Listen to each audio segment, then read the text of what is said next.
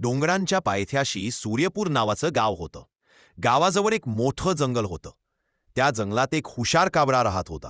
त्याचं नाव चतुर होतं. चतुर वेगळा कावळा होता. तो फक्त उडत नसे, तो विचार करत असे. दररोज सकाळी चतुर झाडावर बसायचा. तो सगळं जंगल पाहायचा.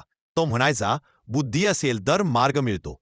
इतर कावळे अन्न शोधायचे, पण चतुर झाडं, पाणी आणि प्राणी पाहायचा.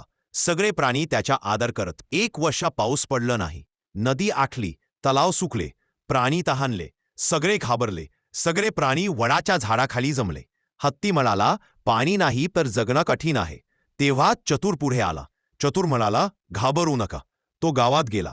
त्याला एक जुनी विहीर दिसली. पाणी खूप खाली होतं. पक्षी म्हणाले, काही उपयोग नाही. चतुर हसला. त्याने विहिरीत छोटे दगड टाकले. पाणी वर आलं. सगळ्यांनी पाणी प्यावलं. प्राणी आनंदी झाले. त्या दिवसापासून चतुर झाला जंगलाचा रक्षक. अडचण आली की सगळे म्हणायचे, चतुरला बोलवा. तो सगळ्यांना मदत करायचा. एक दिवस काळसर्प नावाचा साप आला. तो म्हणाला, त्याने सापाच्या बिलाजवळ घंटी ठेवली. रात्री घंटी वाजली. साप बाहेर आला. गावकऱ्यांनी त्याला पकडलं. जंगल वाचलं. दुष्काळ संपला ना आता. चतुर म्हणाला, निसर्ग जपला पाहिजे. सगळ्यांनी झाडं वाचली. पाणी साठवलं.